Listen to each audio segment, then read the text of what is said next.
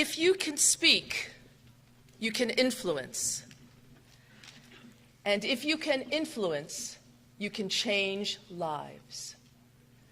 Welcome, judges, parents, faculty, and of course, seniors and the rest of the student body of Smithfield High School. And welcome to the 34th annual Benoit Salisbury Senior Oratorical Contest. The Senior Oratorical Contest is one of the school's most important events, and it has been an honor for Mr. David Thibodeau and me to be part of this extraordinary competition. And it is a competition. The rules, however, are pretty straightforward. Seniors choose a topic, and their speech must be between 3 to 5 minutes in length. Mrs. Goshi and Ms. Pimentel will act as our timekeepers. They will hold up a green card to indicate 3 minutes, a green card to indicate 4 minutes, and a red card to indicate 5 minutes. Students will be penalized for going under or over the prescribed time. The students do not know the order in which they will be called, and I will ask you not to applaud as they are introduced and walked to the podium. So please do not applaud. After the speech, of course, show your appreciation. Studies have shown that America's #1 fear is public speaking. Number 2, death. So it is indeed a very courageous thing that these people you see seated behind me are doing, especially in front of a group of their own peers. I know that you will give them your undivided attention and the respect that they deserve. And now I will ask this year's participants in the Benoit Salisbury Senior Oratorical Contest to please stand and exit to the music room. Go ahead.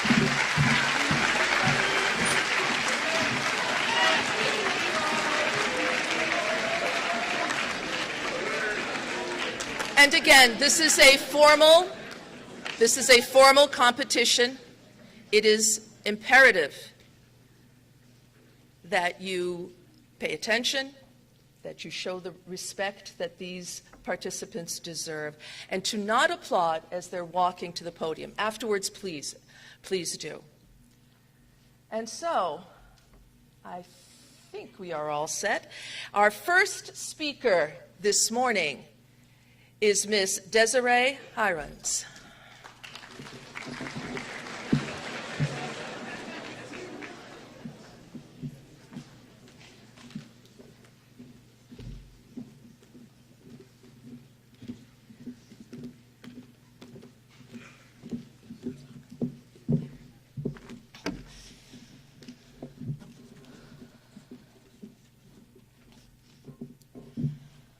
On August 29th, 2018, I walked through the doors of Smithfield High School for the first time as a high school student. My previous experiences here were middle school chorus concerts and being in the Sound of Music as a 5th grader. 4 years later, I stand on the stage before you all, a completely different person than when I walked in. And in a couple of months, it will be my last time walking out those doors. Any adult in my life up to this point was right. The time here goes by so fast, and it'll be over before you know it. As I look back at my time here, I find myself reminiscing, as one typically does. I think about the friends I made, the friends I've lost, the lessons I've learned, both in life and in my academic journey, but that doesn't seem as important right now. I want to take the time to share moments that I will remember as my SHS legacy, and how my experiences here not only further solidified my passion for what I wish to do, but taught me something about myself as a person. If there's one thing anybody knows about me, it's that I'm a music kid. I've been that way from a very young age. Any hope my parents had of me choosing a career that would allow me to financially support myself had been thrown out the window. I remember one time, my father and I had a conversation in the car, and the topic of college had come up. I said I wanted to pursue musical theater, something I was extremely passionate about. I wanted to work on Broadway someday. My aunt, his sister, has worked on Broadway for decades now, and I wanted to follow in her footsteps. I thought he would support it. I remember the moment of silence in the car, like I was at the funeral for my dreams, bowing my head over their casket as I looked at my feet in worry. My father spoke, his eyes never leaving the road. "Good luck finding a job somewhere that isn't McDonald's with a degree like that." My heart sank, and I remained silent the rest of the trip. To have my father doubt my ability to go into a profession such as that stung, but overall became the fuel for my journey up until now. Thanks to the music department, I have found myself. I know, it's cliche, but it's true. Just this past year, I've made incredible friendships that I will not forget. From my Gatsby family to my musical theater kids, I will never forget the memories I have made here. It is because of the music department that I finally locked on to the target that is my future. October 23rd, 2021. The chorus had been invited to perform at hometown legend Sarah Potenza's concert. That performance felt like something out of a movie. The euphoria that coursed through my body as I was up there singing with my peers is something I will never forget. But there's more to it than that. I remember the specific song, Keep On Holding, and how we couldn't be heard over the sound system, but we were singing our hearts out. I will never know if it was just a moment of fate or mystic rhythms, but I was positioned right in front of an interesting woman. The song finished, she and I made eye contact. She started cheering and screaming excitedly, then stood and hugged me so tightly. I was thinking, is this woman drunk? Then she introduced herself as Sarah's mother. After the concert, I was sitting on the patio of the Met, waiting for my mom, exhausted, when the same woman came up and sat down next to me. Her words will never, ever leave my memory. "You remind me so much of my daughter. Your voice is incredible. Have you thought about becoming a professional musician?" I had told her it was a dream of mine to do something like that. She smiled and placed a hand on my shoulder. "Make your dream a reality. I believe you have that talent the world isn't ready for." I know it sounds like something out of a cheesy coming-of-age story, but at the end of the day, isn't that what our lives as teens is supposed to be? That night, my heart was finally set on what I wanted to do, who I wanted to be, and it's thanks to the moments offered through the school that made me realize it. I'll leave you with this. Don't give up on what you're passionate about, even when you get discouraged from those around you. If it's what you want to do with your life, then do it. Because at the end of the day, the only person you'll have left through thick and thin is yourself. Your word is more important to staying true to who you are and what you strive to do. Thank you.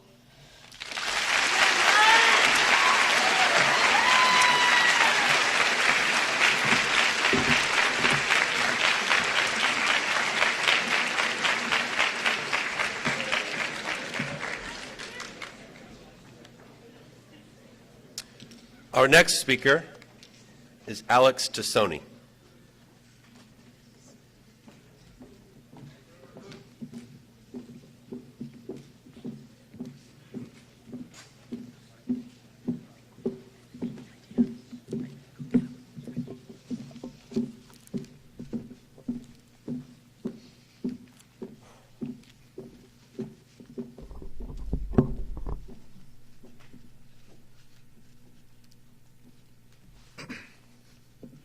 Hello, my name is Alex Tassone, and I have clinical depression.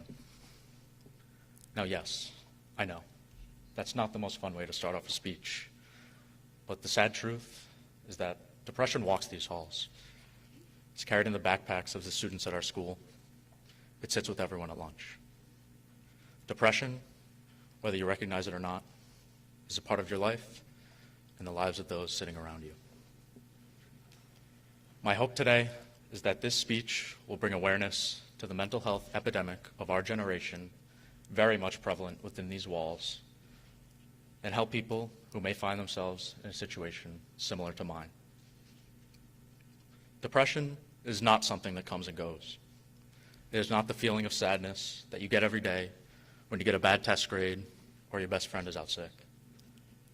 Normal feelings, including the highs of happiness and the lows of sadness, will go away after some period of time.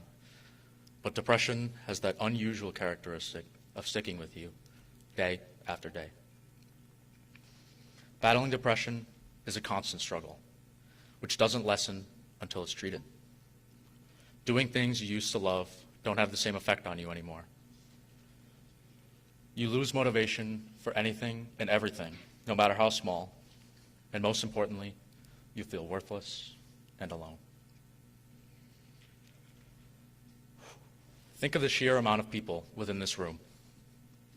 How many struggle to get out of bed today and every day? How many may be suffering and nobody knows? My own personal battle with depression started around 2 years ago during the peak of the pandemic. It started as something minor, but it grew, built, and multiplied until it consumed me all hours of the day. And despite all the warning signs, I told myself that I could deal with it on my own. I couldn't. Instead, I became detached from the outside world. I drifted further and further away from those who cared about me and who could have helped me. My bottled up feelings snowballed and got worse and worse. And then my junior year started online, where things seemed to have gotten better for a while. But by the time the first semester ended, I found myself back in the pits of depression, where it was worse than ever, and I was worse than ever. It started to hurt the people around me, and I started having those thoughts that there was no hope for my future, and that I would be better off dead. As I was careening towards a cliff, my mom decided she'd had enough. She knew that something was wrong, and had known for a while, and she no longer wanted to see me like this. She knew, regardless of how well that I tried to hide it, that something needed to change in my life, and she wanted to be the start of that change. She asked me what was wrong, and I tried not to tell her, but I realized that the longer I hid my problems, the worse it would get for the both of us. So I told her everything. I told her that the plan for the rest of my life was to wait until her and my dad were dead and kill myself, so that no one was there to mourn my passing. But I lied. The real truth, which I've kept to myself until this day, is that I was planning to kill myself by the end of that month. As a matter of fact, I had already written suicide notes to leave to the people closest to me. There was a sticky note in my phone case, which had the password to my phone and the password to the note on my Notes app, where I laid everything out. A couple of final thoughts to my friends, my family, and the longest note to my mom. I was ready. But my mom saved my life. She insisted on me going to therapy, which was the best possible thing that could have happened. And I wish I could tell you that it all got better the moment I started therapy, but that's not the story of depression. I was hesitant to share my story at first, so I didn't get the help that I needed. In fact, the closest I ever came to taking my own life was after I started therapy. I will never forget speeding over 100 miles per hour down the highway, my hands gripping the steering wheel as hard as they possibly could, tears streaming down my face, and just looking at the trees, not blocked by guardrails, knowing how easy it would be to swerve a little to the left and be set free. I would have finally followed the path I had been going towards for months. At that moment, I couldn't help but think about how sad my cats would be if I didn't come home that night, and how devastated my parents would be to have to go to their own son's funeral. So I made it home that day. I survived one more moment, and I got through. Healing doesn't happen quickly, but it can happen. and I'm living proof. All it takes is a little bit of hard work, vulnerability, and for someone like me, medication. I didn't believe it either. I thought that my only option was to escape from the life that I was living. But it wasn't for me, and it's not for you. This impossible task of feeling better becomes possible when you believe it. The speech that I've given today was not exactly easy to write. For such a long time, I didn't want to tell anyone about my issues. I certainly never planned on opening up to the whole school. But I know that it's incredibly important to talk about, even when it's uncomfortable. The conversation that I had with my mom was uncomfortable, but it was worth it. All it took was a couple of words to start that conversation. One that ended up saving my life. Today, I can proudly say that I'm grateful to be alive. And I want that for all of you. I want you to get ahead of your emotions before they take over your life. I want you to survive through your sad moments. I want you to experience the joys that life has to offer. I want you to be able to proudly say that you're glad to be alive. I want you to live. Thank you.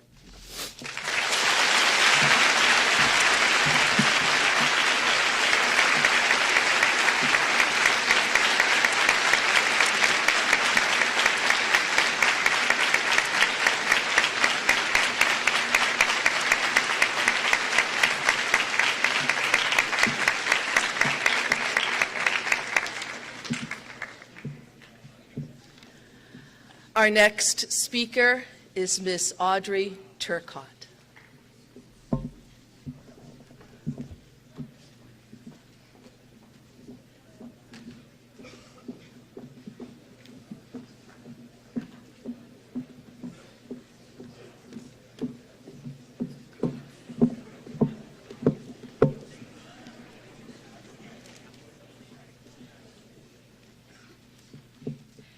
It's a dark and stormy night.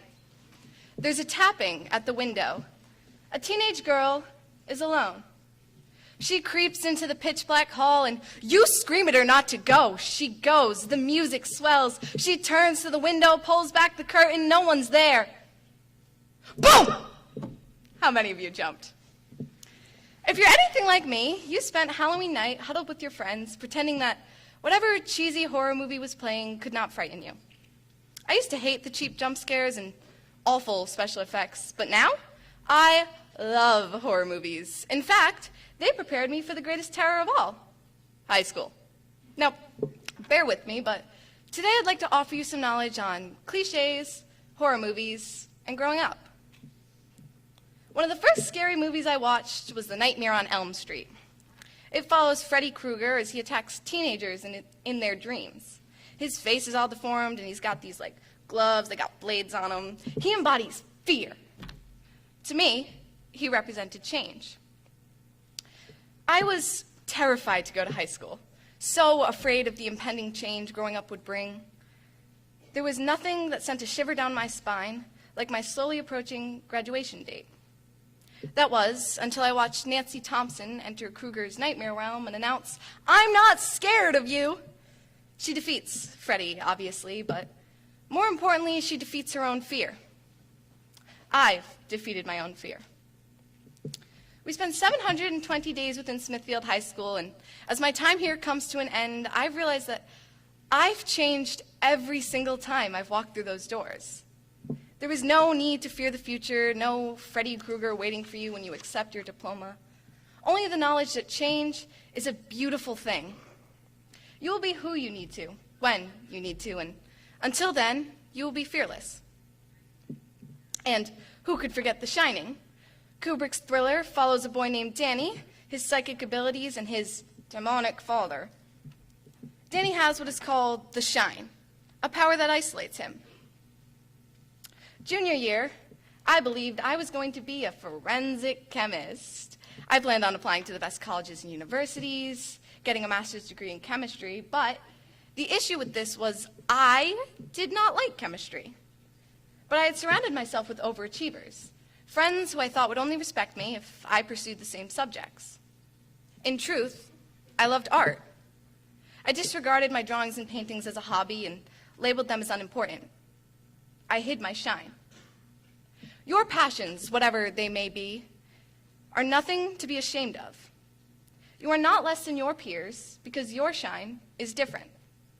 Remember, you are all responsible for facing the future with passion and with drive. There is no axe-wielding maniac stopping you from doing what you want to with your life. So do it. We as a collective enjoy a genre made to unsettle us. Scary movies force us into a world of introspection and return us as better people. High school and horror movies force us to reflect on who we are and what we will be. And there may always be another monster, another sequel that isn't half as good as the first, but you should never lose sight of your courage, your community, and yourself. So the next time you're scrolling, turn on that cheesy slasher film. You never know what you might learn.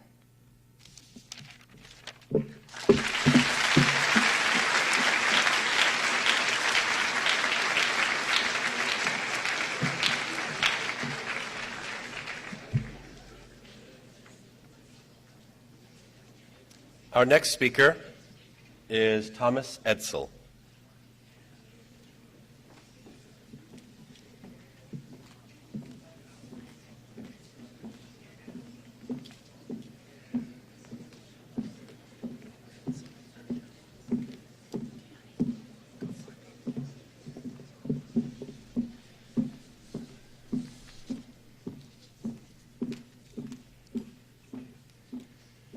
Dreams. What does it mean to dream? No, I don't mean the kind you have about flying monkeys, screeching, and throwing banana peels at you. I'm talking about the kind you have in every waking moment of every day. The kind of dream that gives you goosebumps every time you think about it. The kind of dream that you wake up and can't wait to practice and pursue. Those kinds of dreams are the ones you have to fight for. Those are the ones you can never forget. My dream is to write and perform my own music for people like you. I don't care about the money that might come with it. I care about it because music is a sanctuary to me. I chose music as my dream because it changed my life. It made me a more confident person. It made 18 in 24 hours somebody that 14-year-old me never thought I could be. That's the power of dreams and chasing them. It's one thing to just say, I want to become a veterinarian, and then do nothing about it. Going and volunteering at a shelter, getting your pants peed on, holding all those animals and physically caring for them will do nothing but make you a better person. I guarantee it. Now, dreams don't all have to be risky and uncommon like mine. They can be safe and normal, like wanting to become a veterinarian. Freshmen and sophomores, I'm talking to you now. You're at the time in your life where everybody that has any kind of authority over you is going to ask you the big question. What do you want to do with your life? Don't get me wrong, I know you've heard all the advice before, because I have. All the times your mom said, it's okay to not know your freshman year. And she has a point, because it's true. But don't worry about figuring it out today. Whether you're a freshman or a graduating senior, it doesn't matter. Because the world expects you to make a choice that most often dictates the rest of your life before you've even reached 25% of it. Now think about that for a second. Now stop thinking and let me keep talking. I'm on a time crunch here. What I'm not saying is to sit back and ride the wave of life saying, hang 10, be zen, it'll be all right in the end. Do think about your life after high school while you're in it, because that's what it's for. You can afford to think about your life after high school because you don't have the responsibility of living life. This is where those dreams come in. Don't let anybody tell you to stop dreaming, especially yourself. Dreaming means taking your life by the throat. As any of you who had my dad as a basketball coach would know, if you stand still, you're dead. High school is an incredible opportunity to find out what you love. You want to learn guitar? Find me and off you go. You want to learn how to gut a pig? Don't ask me, I wouldn't know. So explore. Even if there's only the tiniest part of you that's interested, take that art class, audition for the musical, join the golf team, run for class president. I joined the football team for about a week my freshman year and then quit because I realized that it wasn't for me. But at least I did it. If you don't do it, you might miss your dream. The dream that gives you goosebumps. The dream that makes you excited for tomorrow because it means you're one step closer to achieving that dream. Dreaming means being you. No holds barred. All your colors are shining no matter how blinding they are. It means holding your head high and having the confidence in yourself to fail and keep going because that's what matters. Falling off the horse means nothing. But it's up to you to stay on the ground and quit, or pick yourself up, dust yourself off, and learn what you did wrong so you can try again. Don't do the job for the money. Chase your dream for your happiness. Because if you do that, you'll never work a day in your life. Look at Billie Eilish. She had songs on SoundCloud and woke up one day with one of them having over 1,000 streams, and she just won an Oscar. Mr. Lenore has been doing it for over 1 billion years, but that's just because he's immortal. So what's holding you back? Is it because you know it'll be hard work and you spend all of high school slipping under the radar by doing the minimum? Whatever doubts you have about your skill, whatever excuses you have, you need to get rid of them. Because it won't happen if you don't. Use every second you have to practice. Go out and do, fail, then go home and practice again. That's something I need to work on. So with all that being said, dreams. What does it mean to dream? It means being you in all the glory that you are. Thank you.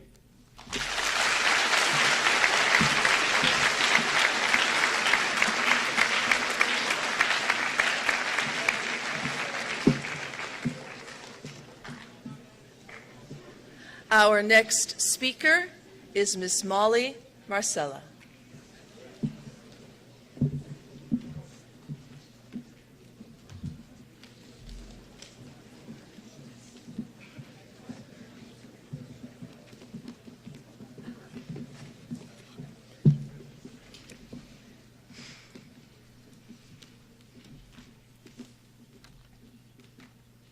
Scorn the Catholic Church and flee the country.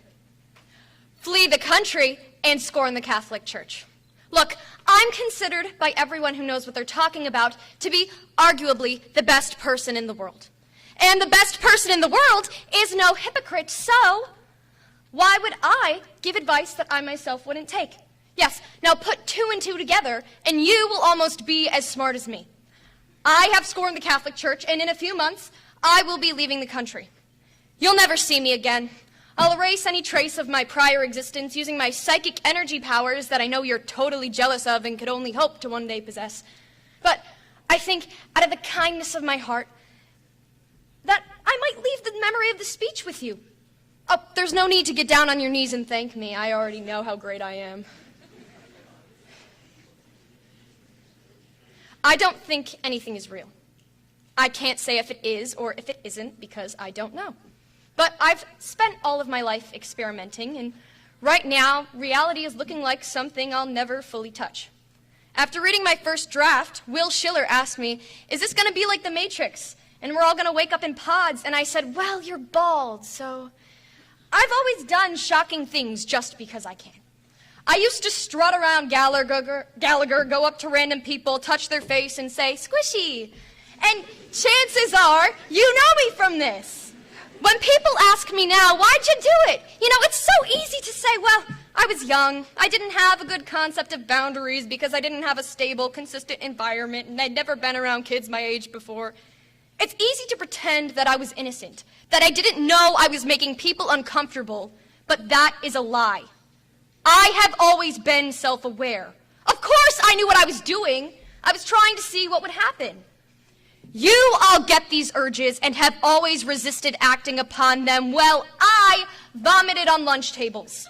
I drank hand sanitizer and I touched strangers' faces, all just to see how far I could go before being affected by my own actions. Sure, people would bully and ignore me, but it meant nothing. These reactions caused by me had no effect on me.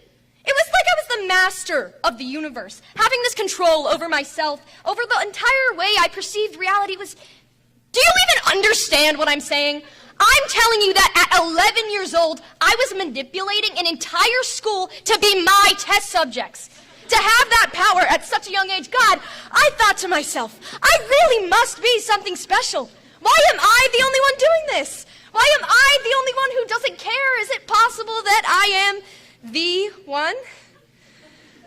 I wasn't just satisfied with stopping there. I turned to bigger things, better things, the Catholic Church. Now I just want to apologize to my mother and anyone else who still may be a devout follower. But there was always an urge to speak up against its injustices and its hypocrisies, but presently also a fear of getting rejected by this one huge part of my life and a fear of experimenting on my family. But after speaking out about it, proudly scorning away, I realized that even after the experimentation was done, they still loved me just the same. That was at 13, and now at 17, well, okay, you know how they say you'll get salmonella if you eat raw chicken? Well, every day at KFC when I go to work, I have a whole raw chicken tender. And you know what? After 6 months, I have never been more healthy. Just to recap, I have not only made myself immune to social consequence, but physical too. I cannot get salmonella. Now, I'm going to be taking on one of the biggest challenges of all in the quest to reach the breaking point, just to see if I can feel anything from it. In a couple months, I'm going to be moving by myself to a foreign country that I've never set foot in before. But no matter how hard I hope things will change, I know I'll do fine, because I've always done fine, and after all, I can't change reality. Baby, seasons change, but people don't, says Fall Out Boy, and hell yeah, I say to that. Amen. My advice is to do the things you feel the need to do. And I'll be flattered if that is scorning the church and fleeing the country. I guarantee that no matter what, you'll still love that song you play on repeat. You'll still love the taste of whatever the favorite food is, and you'll still laugh at that joke that gets you every time. After all, I am the best person in the world. I wouldn't lie to you.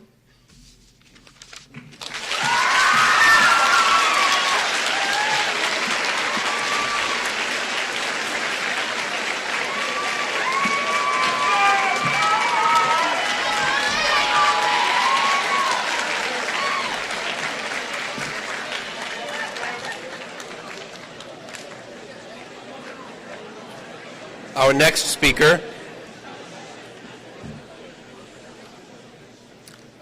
speaker is Andrew Kelly.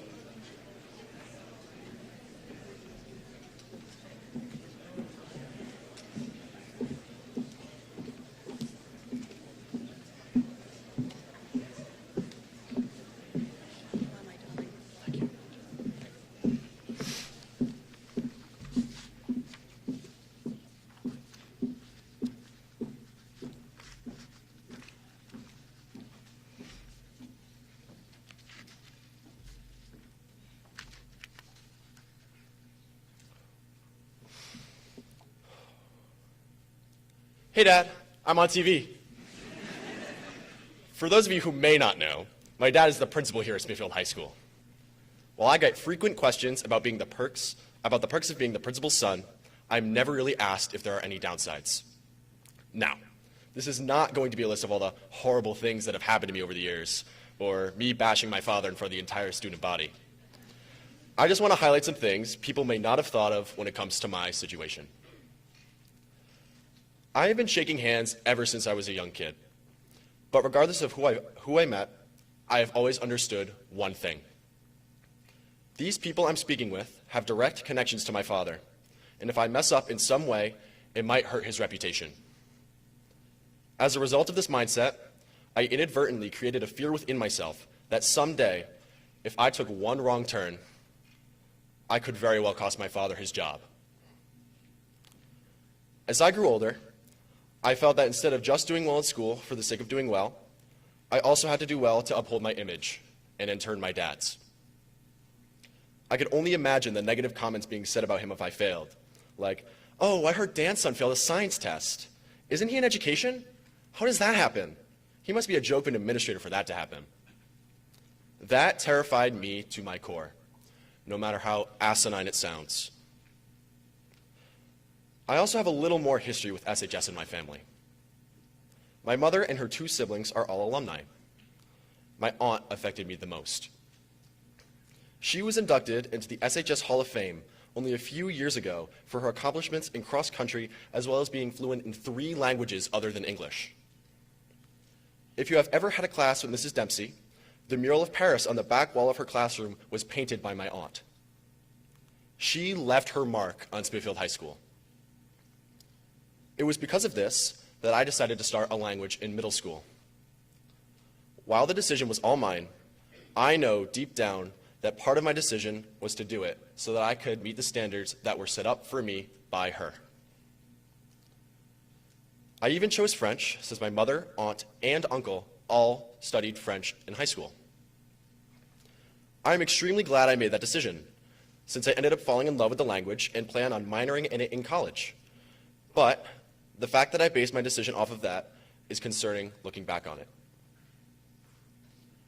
Navigating high school in the beginning was kind of like that circus act where someone spins multiple plates, with each worry I had adding a new plate. Eventually, when you happen to be spinning too many plates, you will drop one and break it. However, in this instance, I broke. I didn't drop my grades or anything like that. I couldn't. Instead, I had formed a new habit: procrastination. I wanted nothing to do with school as soon as I got home and would find some distraction to get my mind off of things. Then, COVID hit, and it got exponentially worse. Escapism is fun for a while, until every school assignment is a battle within itself just to start. To this day, I have trouble getting out of my bed, which is about 3 feet from my computer, to do a school assignment that will take only 10 to 15 minutes. This happens with every single class I have.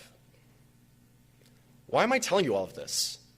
If you think this only pertains to people who are related to a high school principal, you are wrong. Another thing my father taught me, that, albeit I still need to do a better job of, is to advocate for myself. If you are only doing something because you felt pressured to, like me, speak out. Unfortunately for me, I only came to terms with this somewhat recently. I am not out of this hole yet. I am still trying to overwrite my mindset from when I was younger. I still procrastinate. Ultimately, I know I need to make a change. So, if you take anything away from my story, please take this. Do not let your life be dictated by pressures around you. Just because your family or other people expect something of you does not mean you have to blindly follow it. Take control of your own destiny. The pressure put on me by my family was in reality my own doing through my own fears. Do not go down my path, because it will end up with you questioning every decision you've ever made and wondering if you truly made the most of your own time. Take the opportunities that come your way for yourself and because you want to. Thank you.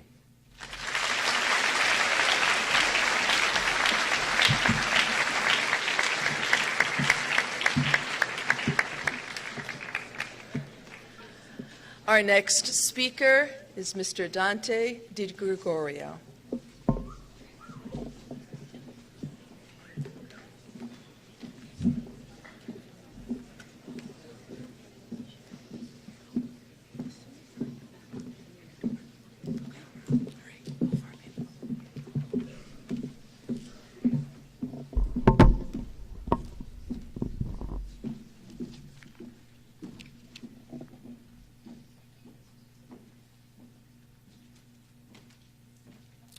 If you asked me to cut my experience at Smithfield High School down to 2 words, I'd probably tell you, a joke. If you asked me to summarize my feelings, I'd laugh. If you asked me to give a 3 to 5 minute speech in front of the whole school, I'd tell you this. The time you spend within these walls could very well be described as a joke. The test you're worried about, a joke. The teacher you can't stand, a joke. Being told you have to revise the whole point of your first oratorical speech because apparently encouraging the freshmen to do acts of destruction and violence and stealing of dogs is not the message I wanted to send.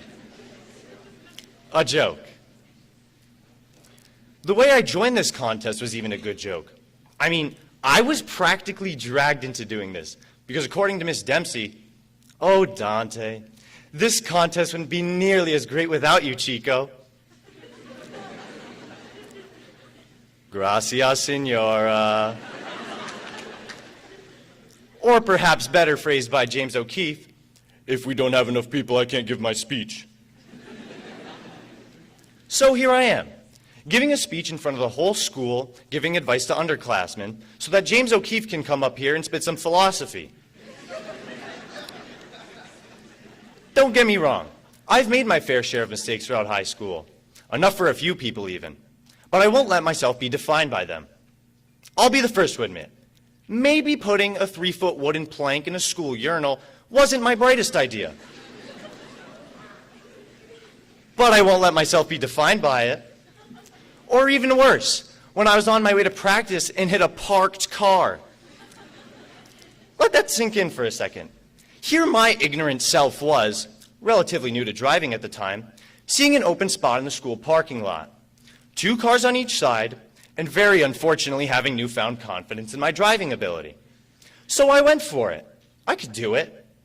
A look of determination swept over my eyes. I began to approach, slowly, but not too slowly, creeping through at a solid 5 miles per hour. I turned my wheel, smoothly, precisely. I was going to make it.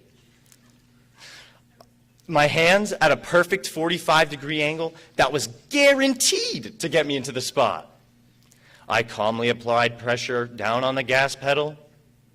Bam! Of course, some random woman had to have seen it. And you know what she decided to do? She went up to my window, knocked on it, and decided to give me what she thought was apparently some great insight. Do you know you just hit that car? Wow! Really? I mean, I could have never guessed. I thought the parked car rolled back and hit me. So, one thing led to another, and apologizing to Dr. Amity for the brand new dent in her brand new car was actually the least of my concerns when I saw what my insurance had to say. Beat that, Emily Rawlinson.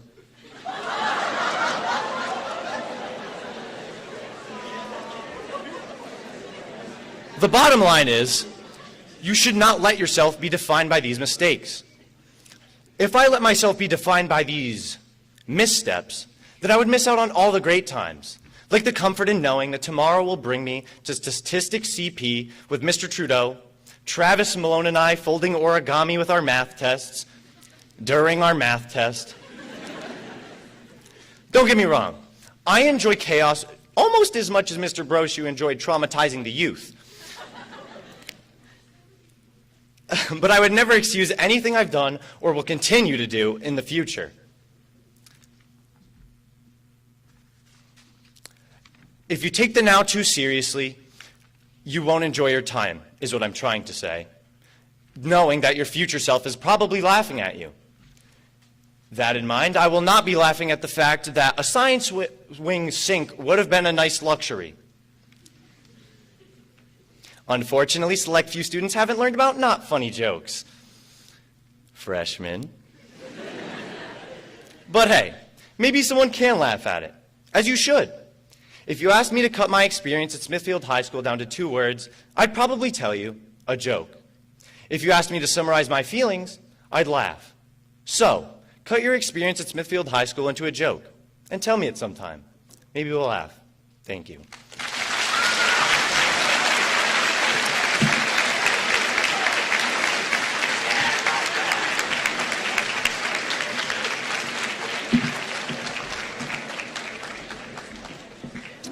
Our final speaker is James O'Keefe.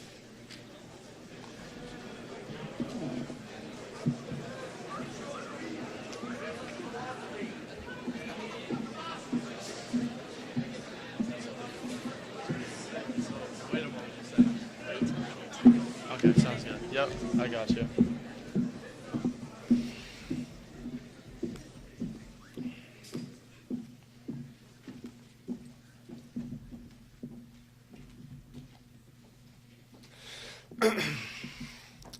Good morning, students, faculty, administration, and honored guests. Enjoy what you can, endure what you must. The story of a high school student, making friends, chasing girls, getting your license. I've gone through a variety of unique experiences, including my fair share of girlfriends, mental plus physical growth as well. There's a flip side, though, and that also includes failing a class my freshman year with a final grade of a 64.4, then quadrupling down and failing 4 my sophomore year. I survived a horrific car crash. One of my close friends died in a car accident. 2 more of drug overdose. An ex-girlfriend taking her own life. Initially, these events were nothing but traumatic and deeply saddening to me. Being able to speak on these subjects and being willing to move past them is one of the reasons that I'm up here today. Those who have gone through traumatic experiences understand how hard it is to move on. Sincerely, I would like to say that it is okay to not be okay, and being truthful to yourself is the first step.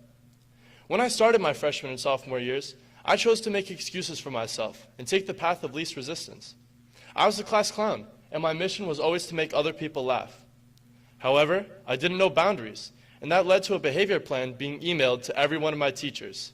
What was written were, not talking out and no wandering around the room.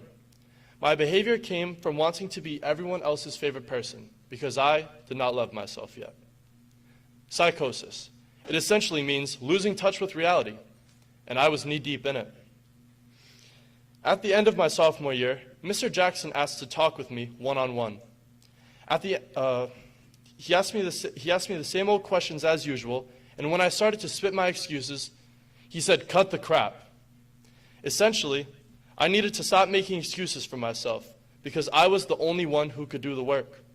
He gave me the mindset that I was the only one who could change myself.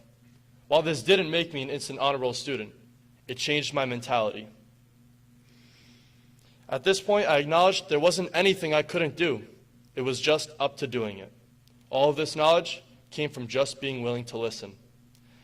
That following summer was when the accident happened. The car I was in hit a tree, and I was the closest to it, but I came out unscathed. The officer who responded said he was surprised any of us survived. This caused me to realize that we are not here forever, and if I wanted to reach my true potential, then it starts today.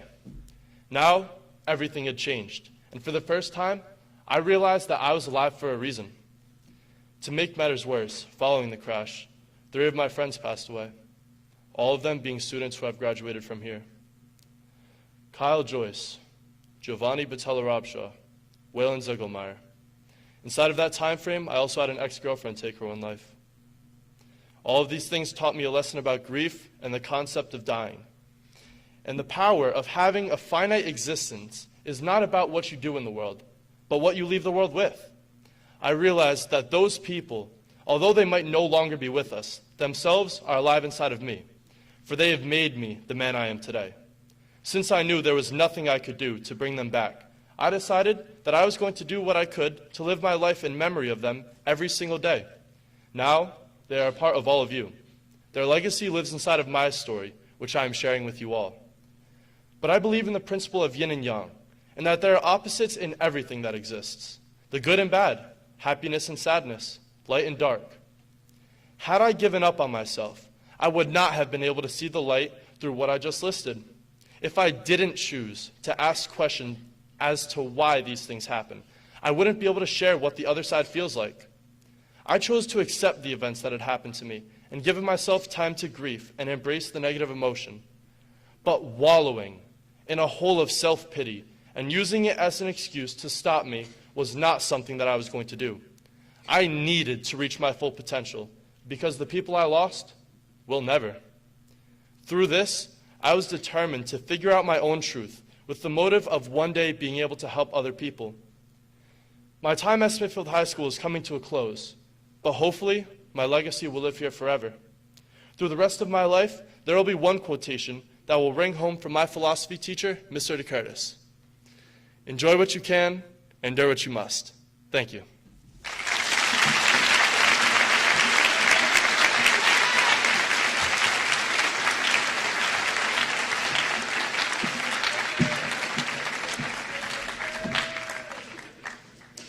Speaking before an audience of your peers is very difficult, especially one of this size. So let's give another round of applause to all of today's speakers.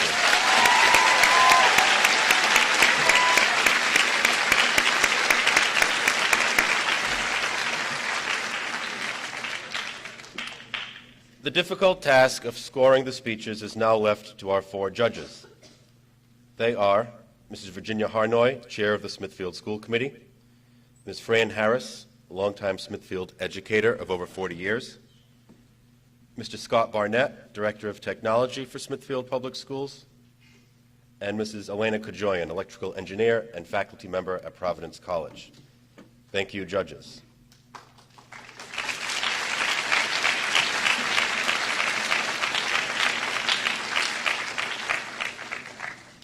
As the score tabulators finish their calculations, Mrs. Dempsey and I would like to thank the following individuals on behalf of our senior speakers.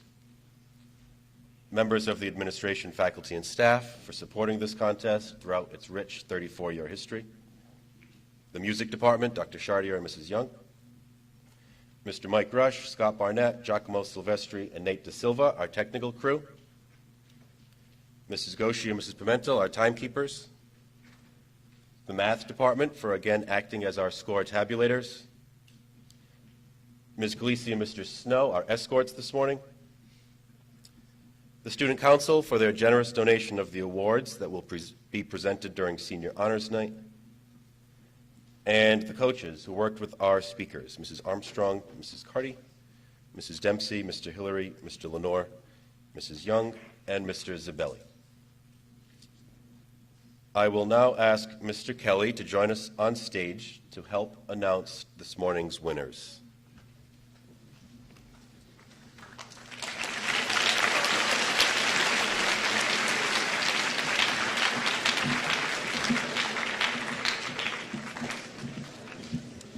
Ladies and gentlemen, let's give a round of applause for Mrs. Dempsey and Mr. Thibodeau. 34 years.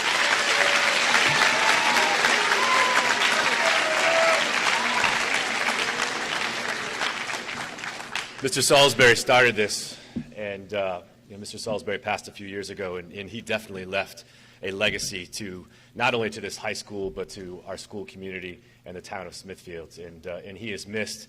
And I miss his sense of humor and the stories that he used to share with me early in my career here. So it is a tremendous honor, and I appreciate both of them for carrying on this tradition and this legacy here at the high school.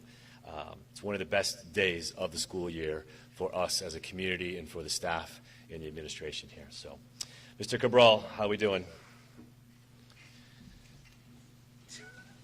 I don't know what that means. I can't even see you, so.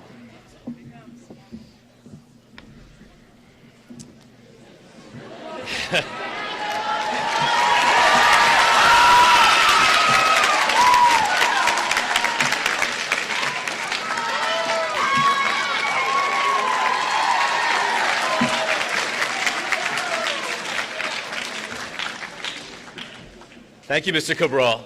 It's the fastest I've seen you move in a long time. All right. Third place in the Benoit Salisbury Senior Oratorical Contest is Miss Molly Marcella.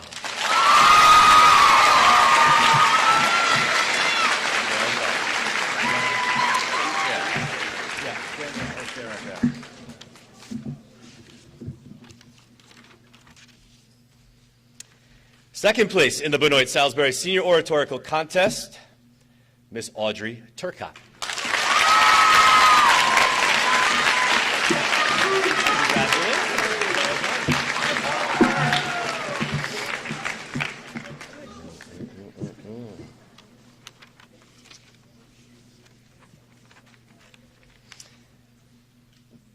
First place for the class of 2022 Benoit Salisbury Senior Oratorical Contest goes to Mr. Thomas Edsel. Congratulations.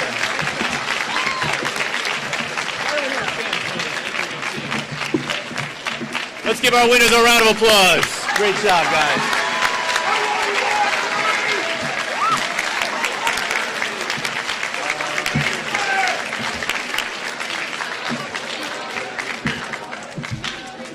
All right, families, we invite you to stay here for pictures. We're going back to our last period class. Get your things, and then we're going on to G period, everybody.